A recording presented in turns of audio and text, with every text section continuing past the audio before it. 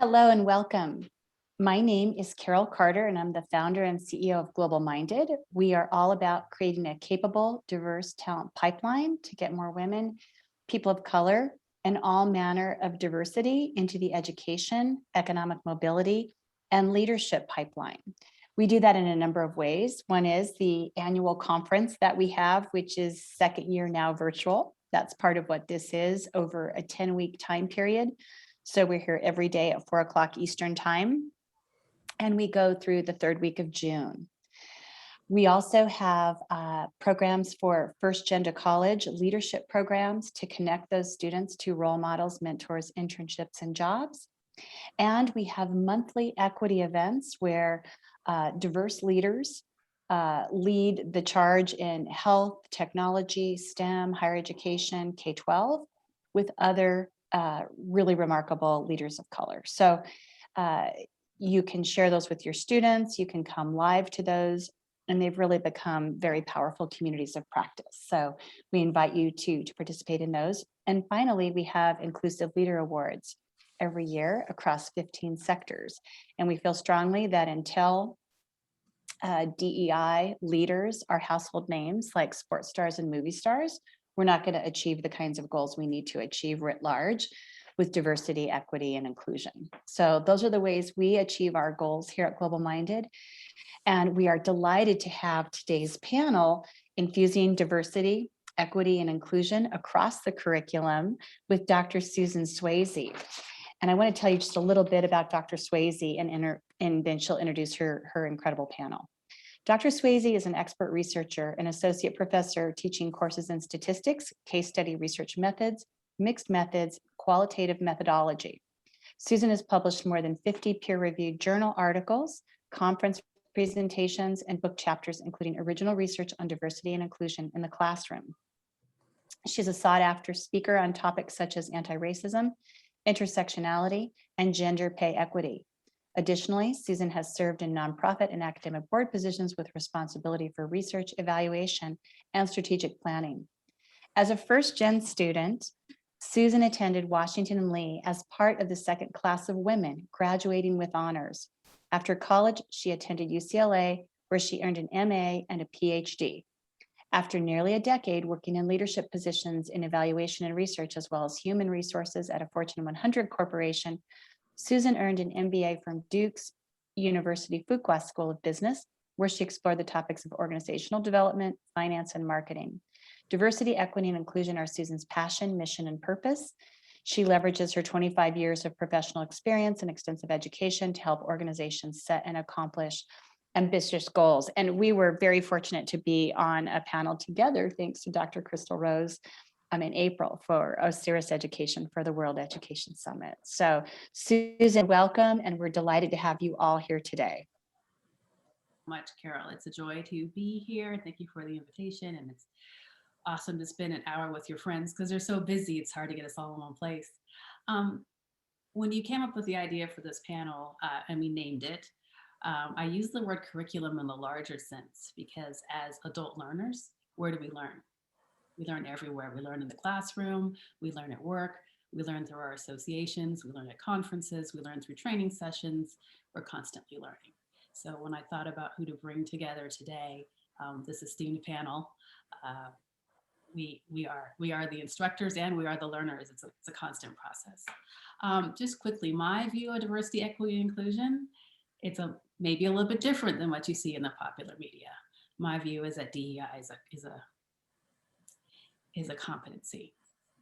It's not something to take lightly. It's a capital C competency. It's something that we all need all the time, every day, no matter what we're doing, no matter what our job is. It's a competency. So when you think about diversity, equity, and inclusion, I'm going to steal from one of my colleagues and talk about the 4 constructs. You guys know these: change, culture, leadership, and learning. Diversity, equity, inclusion lives in all 4 of those. Right? So it's a change effort. It's not initiative. It's a new way of doing business. It's a culture change. Right? Learning happens everywhere. It happens indirectly. I think about the media and the information that we take in, and directly where we choose to get our information through our associations, through conferences, through taking courses, through taking certificate programs. and leadership. Without leadership, there will not be a different way of doing work. So when I say diversity, equity, inclusion is a competency that encompasses everything, I truly believe that. And so when I think about my career as a professor, and right now I'm a research and statistics professor, I think about that job and how important it is. I also think about my love, and my love is diversity, equity, inclusion, making workplaces and learning environments ones in which everyone can be successful, be heard, and accomplish and achieve things. So I married those two and developed the Diversity Think Tank. I founded that, and it's a knowledge and consultancy firm, and we work with individuals and organizations to realize audacious goals. So with that, I'd like to turn our panel over to my esteemed colleague, Dr. Terri Hinkley. And I would love for Dr. Hinkley to introduce herself as the other panelists, because I don't think that they want me to introduce them, because I'd use words like superhero, you know, leader of the free world. So if you could introduce yourself, I think that you guys would come across as more human. So sounds great. Thank you. And actually, knowing Susan well, she does actually get emails addressed to those types of salutations. So my name's Terri Hinkley, and it's just such a pleasure to be here with all of you today. A little bit about me. I am a registered nurse. I have been a nurse for over 30 years. I am Canadian, although living in the US right now. So all of my professional work experience as a nurse was in the Canadian healthcare system in Toronto, which is a very large metropolitan city. And my specialization was in the emergency department. So a lot of high adrenaline, high speed, high pressure, and I thrive in those environments. I then also had the opportunity to work in the pharmaceutical industry in new drug development, which was really fascinating and I quite enjoyed. And that led to sort of my transition into the association space, which is where I live now. So I am the CEO of the Academy of Medical Surgical Nurses, which is about 13,000 members across mainly the US, but we do have some international members, and the Medical Surgical Nursing Certification Board, which is quite a mouthful, but it's our certification body that offers a credential in medical surgical nursing. And we have approximately 35,000 certificates. The space in which we operate, medical surgical nursing, is the largest specialty in nursing in the United States, with approximately 800,000 nurses practicing in that area. So we have really quite a large scope. After my nursing degree, as I was sort of navigating the pharmaceutical industry and thinking about what I wanted to do, I also did pursue an MBA, because one of the things you don't learn well in nursing is sort of business perspectives. And I felt that was something I was quite interested in, also building some competence around. So I did an MBA and recently completed a doctorate in human and organizational learning, which probably was the most impactful degree that I had the opportunity to do. So our work at AMSN with DEI, so DEI has always been a personal area of pride for me. I consider myself to be quite a strong ally. I advocate on behalf of those that perhaps haven't had voices. I try and be considerate and deliberate in thinking about DEI. And when I joined AMSN, we espoused values of DEI, but I didn't necessarily see it embedded in our practices or in the faces around our tables and things like that. So it really sort of came to a head for me after George Floyd's killing last year, where I really started on a path of deep reflection on what it is that we could do differently and what our obligation was to do something differently. And I started by penning or writing an actual open letter to the membership that I called My Reckoning, and what I was personally going to commit to do to make the world a better place in regards to diversity, equity, and inclusion.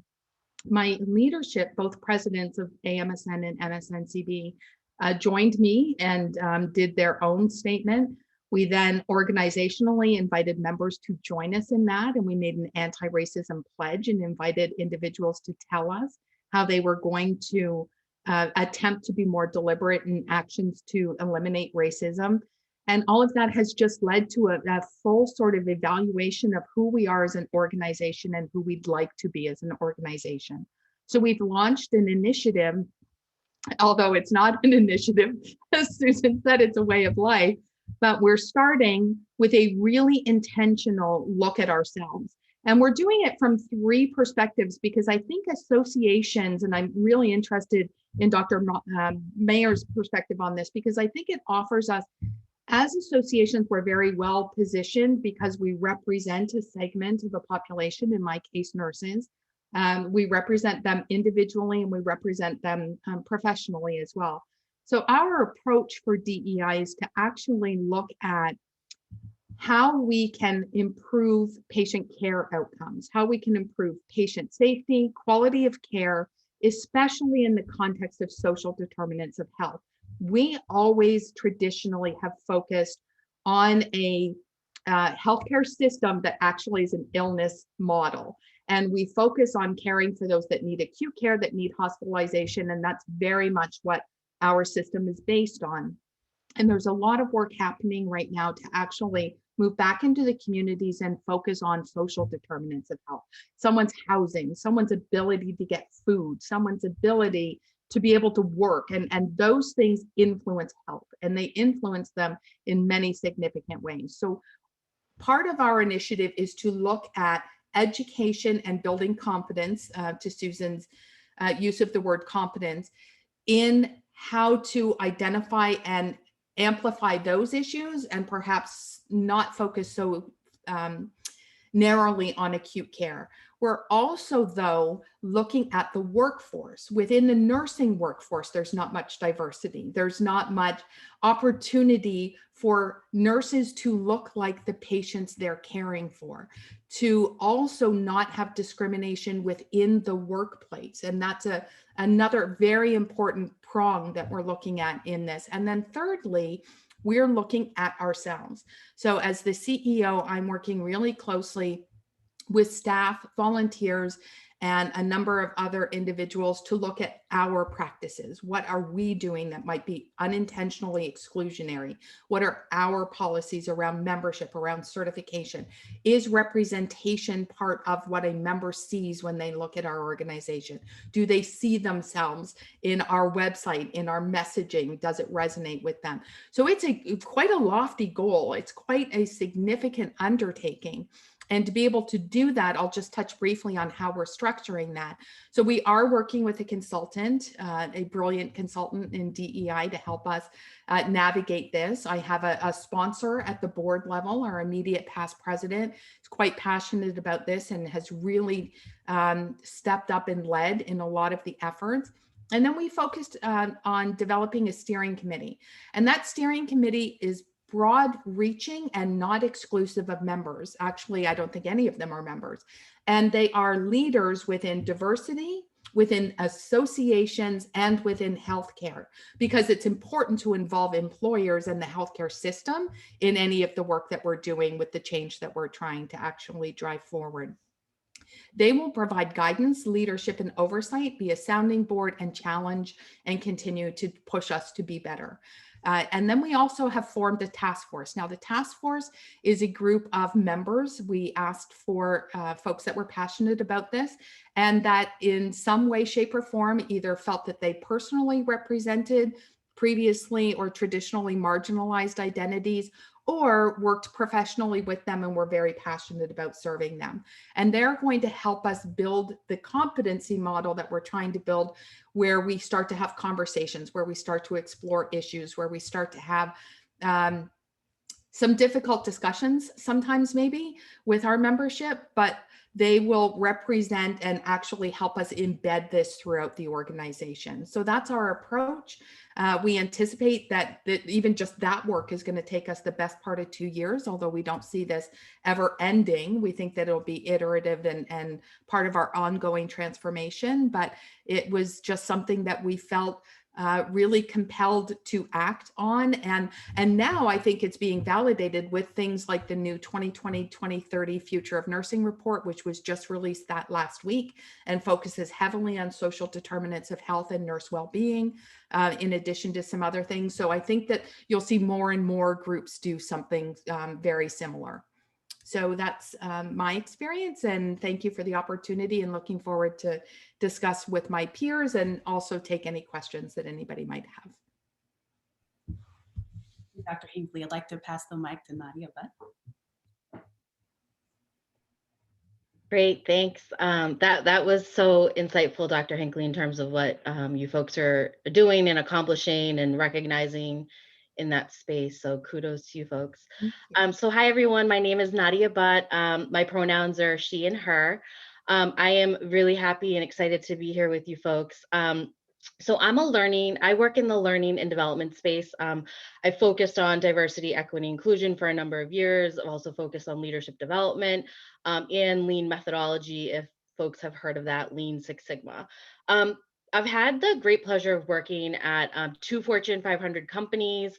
And currently I'm actually working as a consultant in the DE&I space for small, mid-size, and larger organizations in various industries. So like technology, retail, journalism, education, you name it, it's a lot, there's a lot. So it's a really interesting time right now in this space.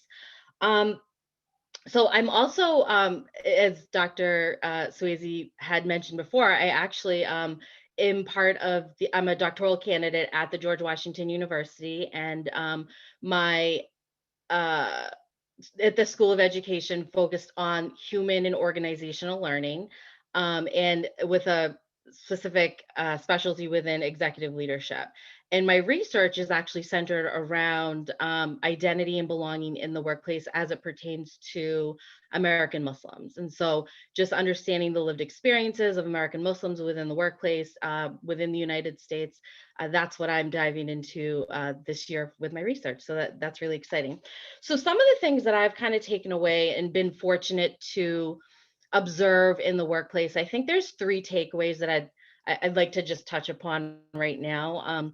The first is really the learning for an individual within organizations. What I'm noticing is that training or the learning aspect is starting to become mandated. And it's good that organizations are offering training, they're offering, learning opportunities for their employees. But what I'm recognizing and observing is that the learning really is it's deep reflection that occurs. It's a self-awareness. It's this really, there's this awareness that is brought from an individual where they're challenging maybe their own norms, their own biases, their own stereotypes that they've had for, many, many years. And so it's acknowledging that. And so training in the corporate sense, it's interesting because when I am consulting, when I am seeing some organizations do training, it's a once and done kind of check mark instead of an actual development, an actual learning journey. And a lot of it really is self-reflection. So that actually, and what's interesting, I had a prior colleague, Amanda Carroll, who had said, we can't expect to send an employee or a person to the island of training. And then they come back from the island of training and then miraculously their behaviors have changed overnight. That's just not how learning happens, right? Like there's pieces where you can take away, you reflect on, but behaviors don't shift overnight. And so it's something that I think organizations may struggle with in terms of just checking off the box of, okay, we've done unconscious bias training, we've done, foundations, diversity and inclusion training, perhaps. That's what we need to do right now and keep it moving. I would offer that it's more than just that. That being said, I think training is a piece of the solution and a piece of the development to what Dr. Hinkley and Dr. Swayze said in terms of building behavioral competencies. Oftentimes, organizations are resorting to training, and I think there's a leadership development path that occurs as well. And when you look at leadership, their development is very different than an individual contributor or even a frontline manager, development or learning. And a lot of that engages, it's, role modeling, it's setting the tone, it's inclusive language, it's, inclusive behaviors, it's calling out microaggressions. It's part of their development is acknowledging and recognizing when certain things occur, you see something, you say something type of behavior. And they drive really the expectations of the values that have been set within the organization. And so there's a deeper, look at development at that level, and it involves coaching, it involves communication. And so as organizations start to think about what their leadership development or path looks like, again, it's not just the check mark the box of I've done unconscious bias training, or I've done a foundation's D&I. It involves all of the leadership inclusive behaviors, coaching, communication, setting the tone of how we would identify something, observe something, and then provide feedback in a timely way.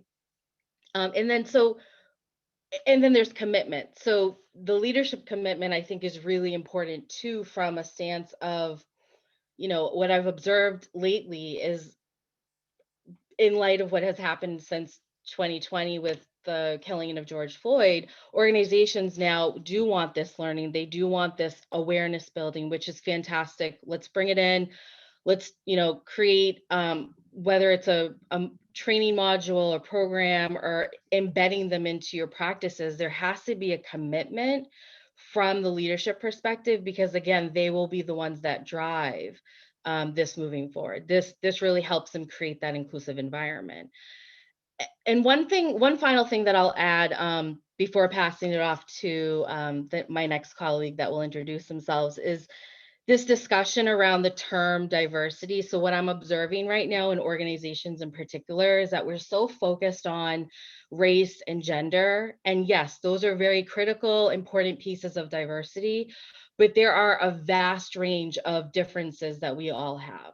And I fear that we are going to exclude some of those. And so just to remind folks what other differences are, instead of race, aside from race and gender, there's sexual identity, sexual orientation, your religion, ableism, ageism. I mean, the list goes on and on, language, citizenship.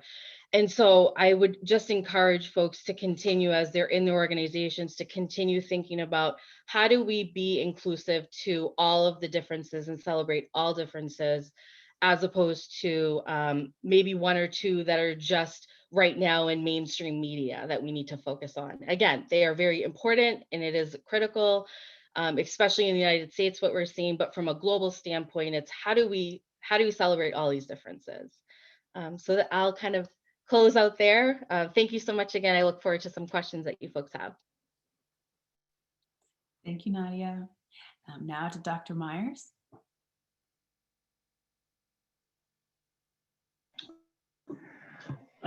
Thanks for having me.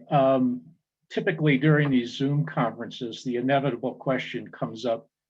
So what do we need to know about you that we won't find on your LinkedIn profile? And typically it's sort of a fun fact or something like that. So my claim to fame is my uncle was the voice of Charlie's Angels.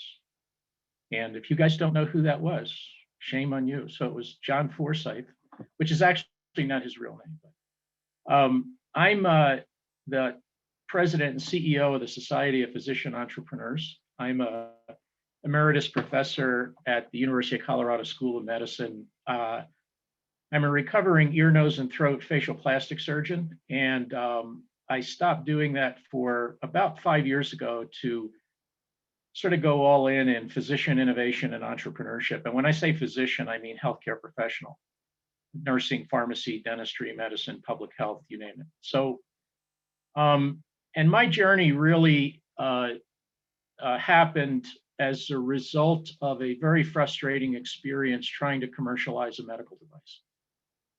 It's a very long story, but the short headline is myself and several other folks invented a gadget that optically detects cancer in the mouth. That's my specialty. And that was painful, commercializing the device. So that taught me a couple things.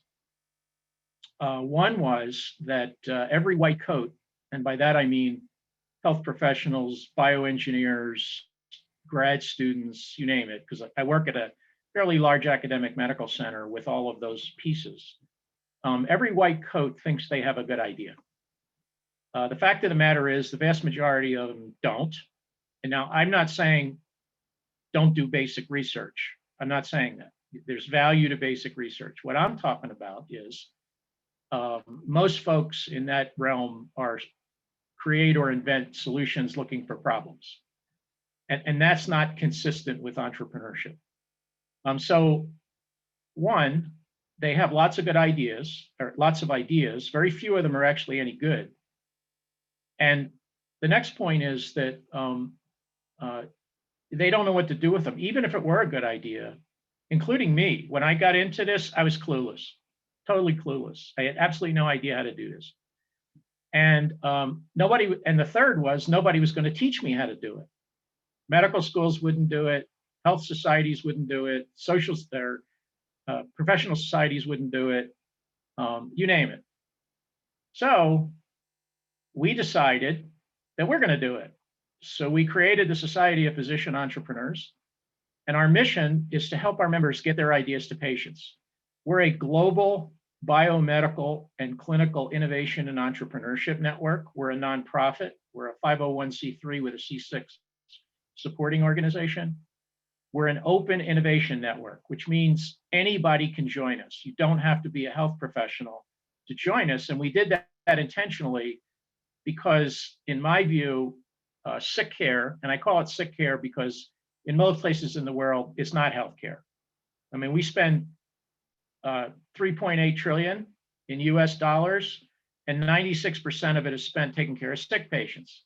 So we don't it's not healthcare. It's a sick care system of systems that masquerades as a healthcare system. Now, the vision, and let me just make a point about diversity, equity, inclusion, and first gen to college. I was clueless about any of that until Carol Carter put her thumb on my neck and said, I think you would like doing what we're doing. And I said, okay, because my interest really is in building a physician, again, healthcare professional pipeline. So I looked at her and said, well, I don't know what you're doing, so educate me. And the main reason that I get involved with these sorts of things is because I meet interesting people, back to lifelong learning, create all kinds of connections, and you learn a bunch of stuff.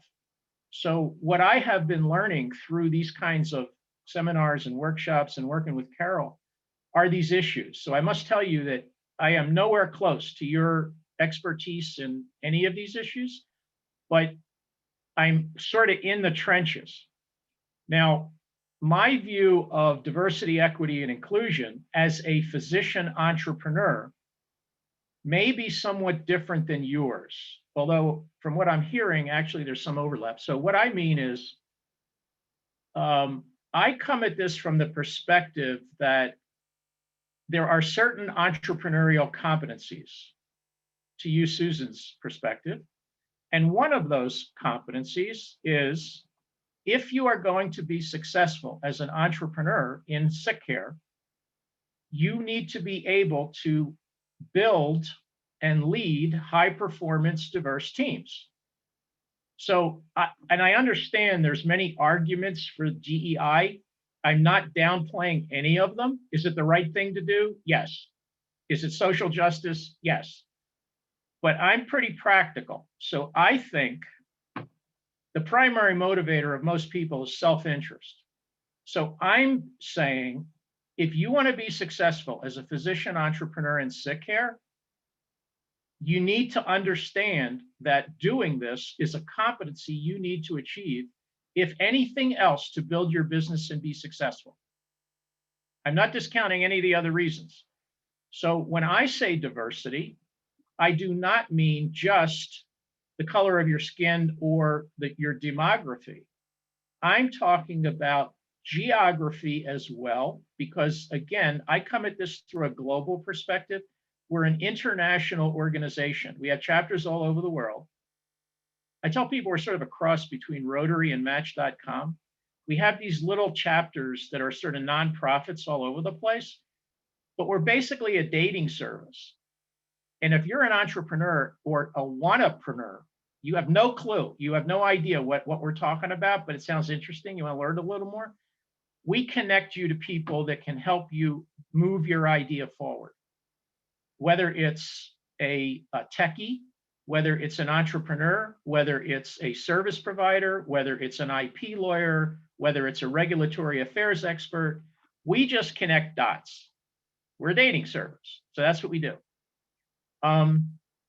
So one aspect of diversity is demographics. The second is geography, and the third is functional. So when you're building a high performance team, means marketing, sales, operations, IT, finance, risk management, HR, you name it. And it comes from a different element is it comes from industries that are totally different than yours. So another little mantra we have is that sick care cannot be fixed from inside. It simply cannot be fixed from inside. It's the blind leading the blind. And it's not unusual because no organization can fix itself from inside because they have such limited scope and they're so focused on quarter to quarter earnings and churning out a model that works, they don't want to disrupt the boat. So I keep telling people, if you want to see where innovation is happening, it's not going to be at a medical meeting. It's going to be, in the case of my interest, it's going to be going to a material science conference to understand nanotechnology. It's going to be going to the Consumer Electronics Show to understand virtual health and telemedicine. It's going to be talking to people in aerospace who invented telemedicine. So these things come from outside in, which is another reason why you need diversity in your thinking, not just for people and their demographics, but all the other things that I mentioned. So that's how I see diversity. I see equity somewhat differently than, to me, from what I've learned, equity basically is about fairness. People being fundamentally treated the same. It's a level playing field. Of course, that's not what's happening in the United States. But when I talk about equity, I mean the business term equity. You own the part of the company. You get stock in the company. So you are a part owner of the company. So when I see equity, I think ownership, not necessarily just fairness. It goes much beyond just fairness. Again, I'm not discounting fairness. Absolutely. But there are a lot of things that get in the way of fairness, not the least of which is racism. But there are other things that are just intrinsic to human nature. Bias, type 1, type 2 thinking. The latest book that Daniel Kahneman came out with called Noise. Why is it that under similar circumstances, you get different outcomes? And there's all kinds of chapter and verse and examples. If the judge has a bad breakfast, guess what happens in the courtroom to someone of color? It's disparate outcomes. So there's lots, and it's not necessarily racism. It's just things in human nature. So equity to me means ownership, not just necessarily, it goes much beyond fairness. And certainly inclusion has to do with, do you feel like people are listening to you? Now, in entrepreneurship, it's really hard to be a naysayer. There's a track and a lot of literature and things called bad rebels versus good rebels. If you're a bad rebel, you're probably going to get your head handed to you. Like me, I'm not a good rebel. At least I wasn't until I learned this. And it means that if you're going to institute change in an organization, you have to know survival skills as an intrapreneur, particularly in an organization. You have to know when, for example, to tell truth to authority. You have to know, for example, when to innovate. I tell people you can innovate your heart out in healthcare, just don't tell anybody you're doing it, because it's going to disrupt the boat. So with those comments, I would say that's my view of diversity, equity, and inclusion. And I guess what I'm saying is it's a much bigger issue. Fundamentally, I think the biggest thing we have to do to promote it in sick care is to change how we select, promote, and develop healthcare professionals. I think how we recruit people in nursing school, in dental school, in medical school, in pharmacy school, you name it, is a 100-year-old model that is dysfunctional. And number two, once you get in, it's toxic. It's a disruptive, toxic educational model. And number three, there is no such thing as an innocent bystander unless you are held accountable. And that's a top-down, bottom-up process. So I think there's a lot of work to be done, but that's pretty much where I've been sitting these days. Thank you, Dr. Meyers. That is a perspective that I had not thought about. So I really appreciate you bringing that in. Dr. Cukier, can you close us out?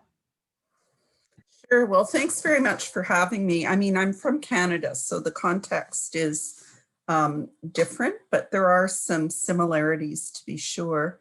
And just a bit of background. I started my career in technology, became an IT professor, moved up the ranks in academic administration. I was the vice president of research and innovation at a fairly large university, which has a pretty strong footprint in terms of, one of the top rated incubators in the world. So I really relate to a lot of the discussion about innovation.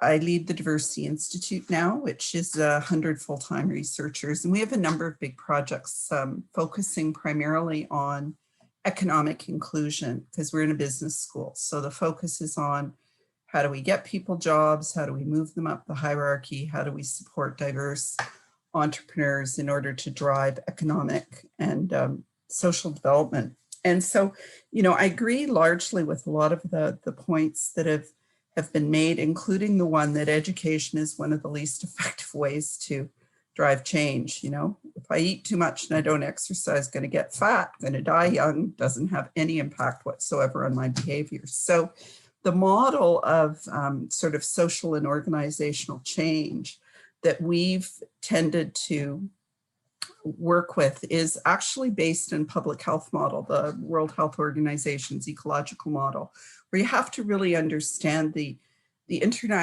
interactions and dynamics between broad societal forces, whether we're talking about stereotypes or Islamophobia or racism or government policy or socioeconomic conditions, and so on, because that's the context in which institutions and organizations operate, whether we're talking about hospitals, universities, banks, or whatever.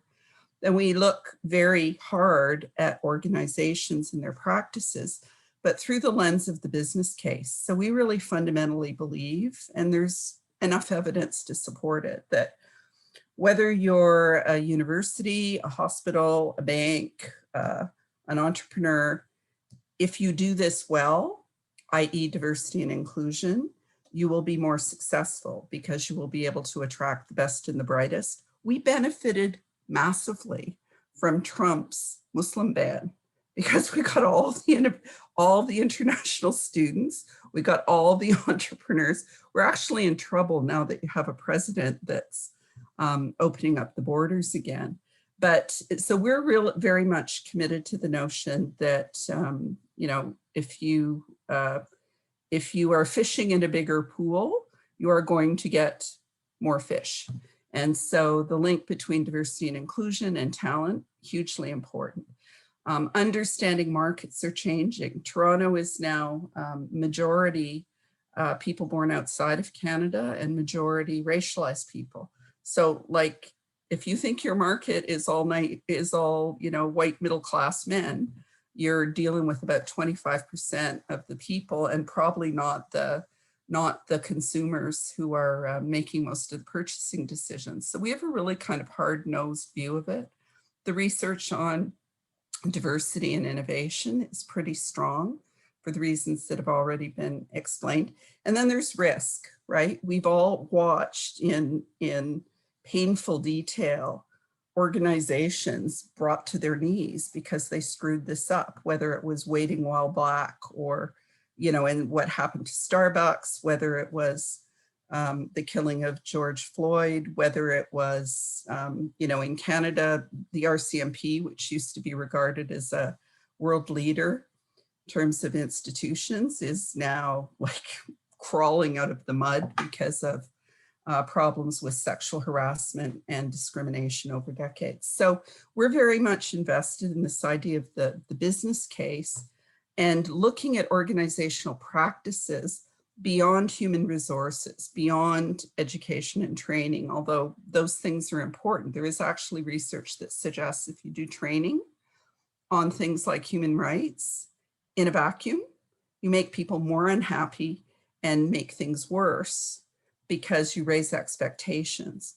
So we're very much focused on a model that looks at governance. It looks at setting benchmarks and metrics. It looks at culture change, but it also looks at the value chain. And by that, I mean, what does your organization do? What's its research and development? How do you apply a gender and diversity lens? We know in healthcare institutions, that's fundamental. Women die because so much research was done on men, whether we're talking about heart and stroke or we're talking about crash test dummies. Looking at your procurement policies, where you spend your money as an organization, like where you spend your money as a consumer, speaks volumes. And you probably know about the, I think it's called the 15% club, where a lot of big retailers, particularly in the US, are committing to 15% of their spend being with minority-led organizations.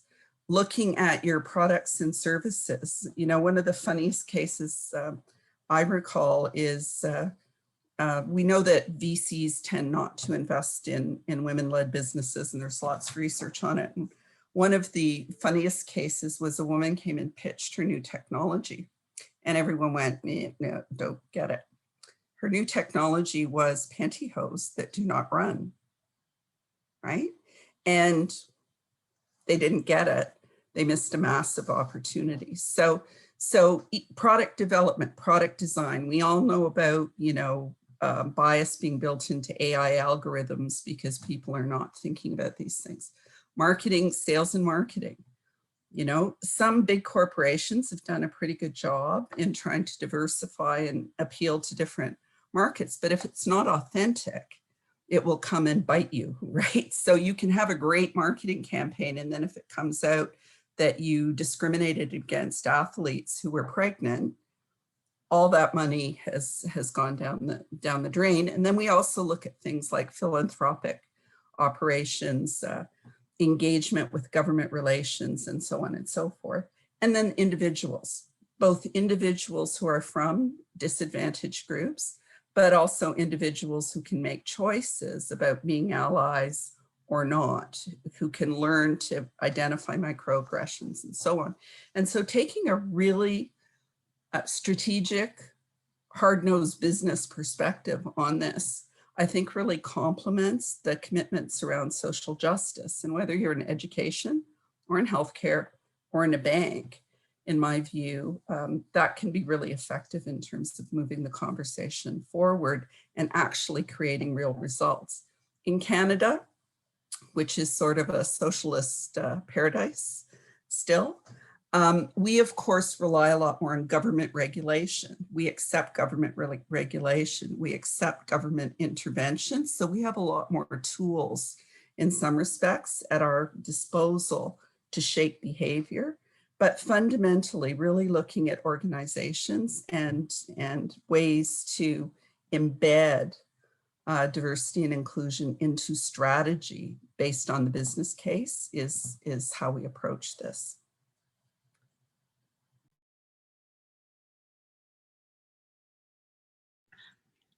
Thank you. Sorry, the pause there.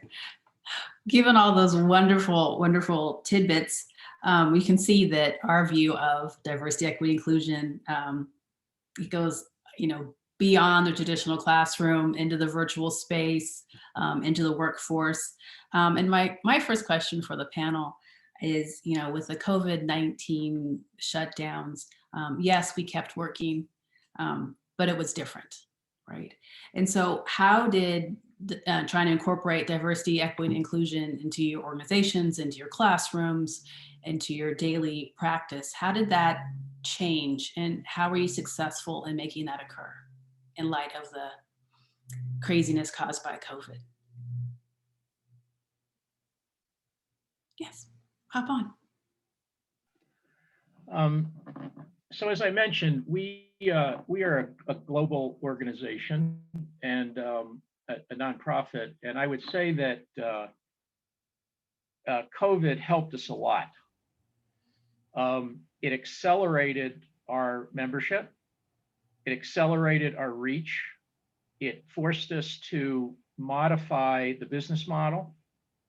In a lot of respects, I think it encouraged participation from folks that may have been reluctant. The previous model was face-to-face meetings in chapters. And I think that maybe what we've learned is that that may have discouraged from some folks from showing up face-to-face for the reasons that we've been mentioning. I don't feel comfortable. I'm not part of the tribe. I don't feel comfortable. So my first point is it helped us a lot. Secondly, as an educator in a graduate level, again, I'm teaching this stuff pretty much to PhDs, postdocs, research associates, and in a business school, like MBA programs and that kind of stuff. So, and that's a whole nother conversation about COVID impact pedagogy.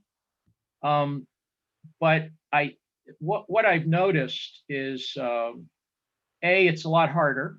B, it takes a lot more work. C, it really demands a lot more empathy to be effective, which to me is really sort of a mindset. And I think I mentioned this in the chat that entrepreneurship is really about mindset as compared to clinical mindset in my particular domain. It's very, very different. So you have to be able to change your mindset, not just change your mind. It's basically about how you see the world. And it's difficult to do that. It's very difficult to do that, if it's some people impossible. And the third point is that I hear this a lot from colleagues in focus groups and university, how are you coping faculty meetings? The stress on the students is pretty uniform. We didn't have to deal with student issues, sort of. I mean, you did, but not to the extent that it's happening now with anxiety and depression and suicide and all kinds of crazy stuff. And secondly, women, particularly women who are adjuncts, seem to bear the greatest brunt of the pandemic. So when we're talking about inequity and inclusion, we're talking about, in a lot of respects, white women with children who do not have tenure, who are teaching 3 classes to put food on the table because the stereotypic husband who was the breadwinner got laid off, or worst case, died. So I think this is a much bigger issue, and it just has to do with, like I said, fairness and recognizing where you stand depends on where you sit. So Susan, I'd like to chime in because one of the things that I think for our organization is COVID did 2 or 3 things specifically for our efforts, 2 of them good and 1 of them that were a challenge. And there's not much good that's come out of COVID, in my personal opinion. But one of them was it amplified the issues that we were seeing from a social justice perspective. And because the world was on lockdown, we watched staggering detail George Floyd's killing, and watched it over and over again because we weren't going anywhere. So normally we're very busy, we're easily, we're off to our kids' sports, or we're off to here and there and everywhere, and something might shock and appall us, but then we quickly move on with our lives again. And we didn't have that opportunity this time. So I felt it really amplified and forced us to look at something uncomfortably and sit with that. So that was one thing that I think that it did. The other thing that I think it did was it amplified for us the issues that I spoke to earlier around social determinants of health, and the fact that COVID disproportionately killed Filipino nurses more so than any other population of nurses, that it had staggering outcomes in some minority populations that it didn't have in white populations, that again, for further evidence of what exactly we were talking about and making an issue for us. The downside was, as a professional association of nursing, our nurses were frontline every day, overwhelmed, overrun, not protected, and didn't have much capacity to help us move this forward perhaps as quickly as we would have liked to.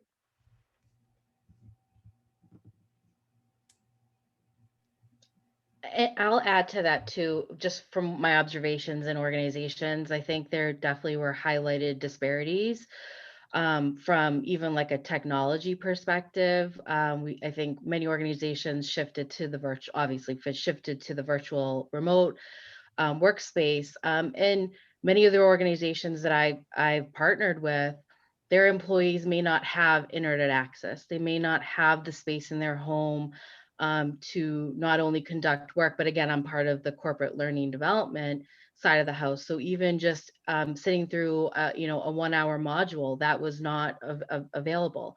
And then from a global perspective, even just last week, I had a client in India. We had to cancel the learning and development session, the module, because of what's happening, the occurrences due to the pandemic.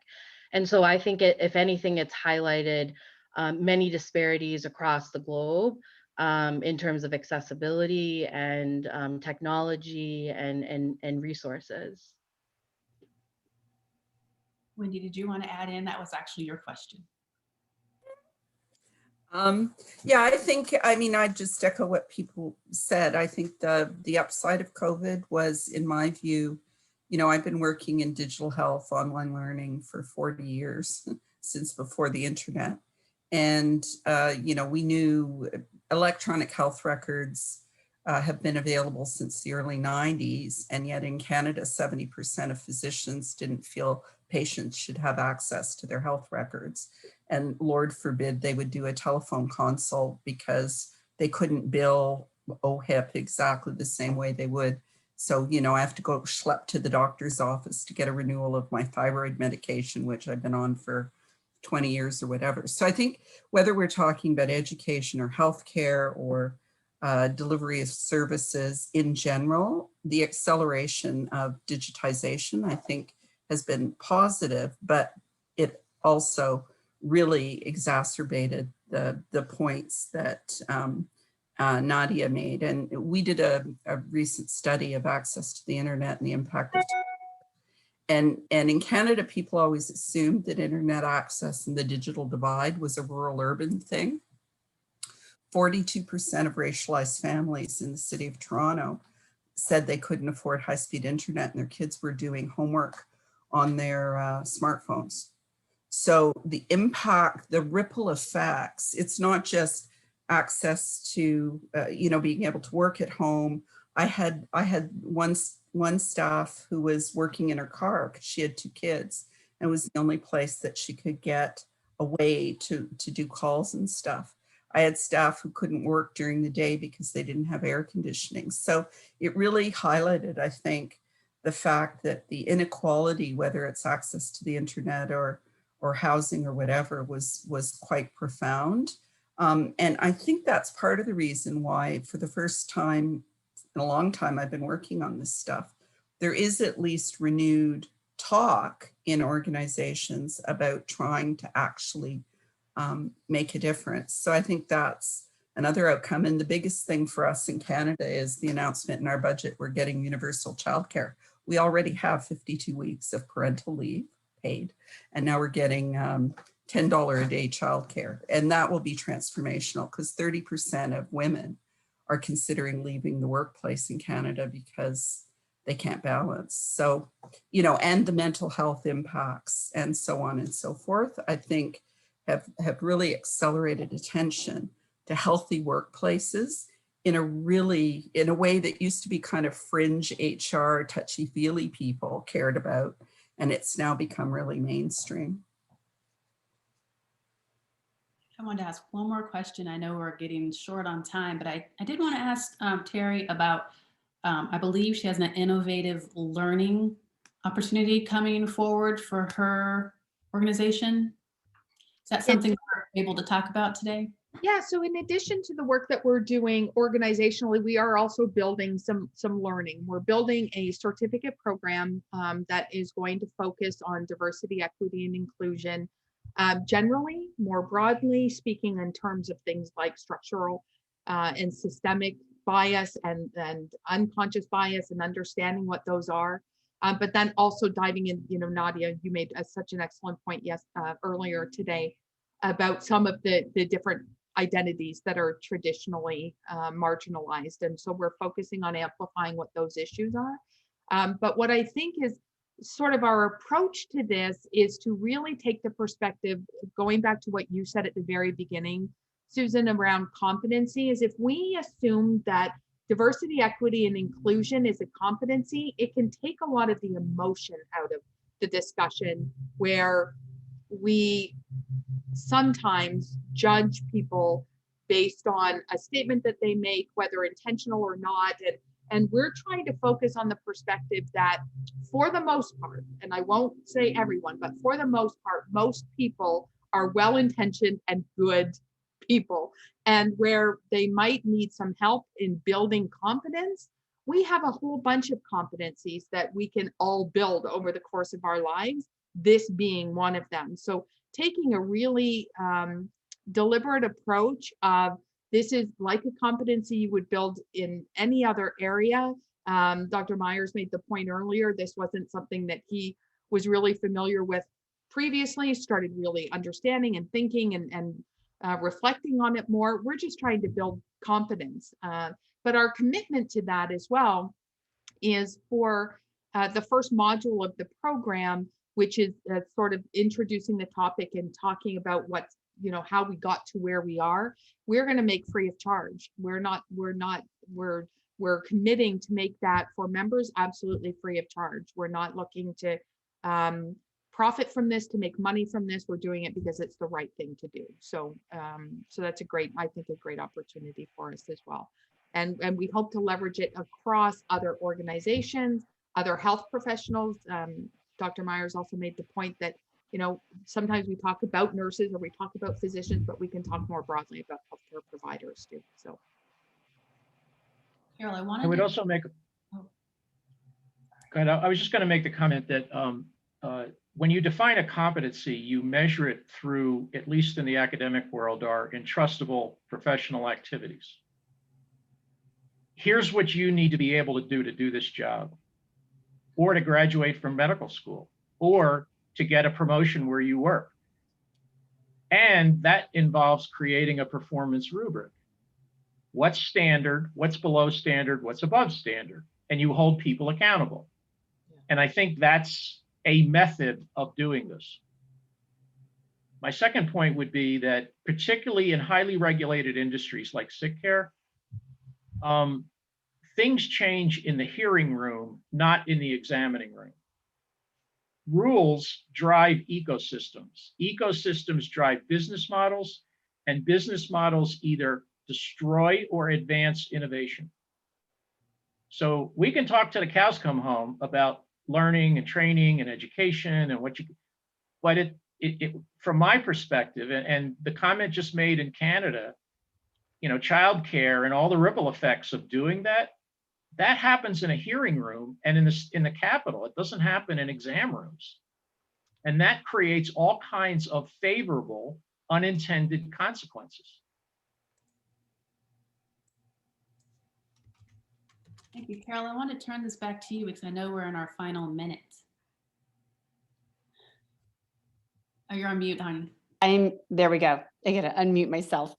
Thank you all so much for being here today. And I want to share a couple of other things. We have a panel tomorrow called Latinos as Inclusive Leaders in Higher Education. And we'll have Carlos Contreras from Intel. We'll have Jose Rodriguez from KPMG and several other people representing universities where we can really build a stronger bridge between what's happening in academia and what the world of work requires and expects from our undergraduates. And even before COVID, only 38% of our graduates said that they were not in jobs commensurate with their education. And we had only 11% of first gen graduating before COVID. So we know those numbers are a lot worse after the last year.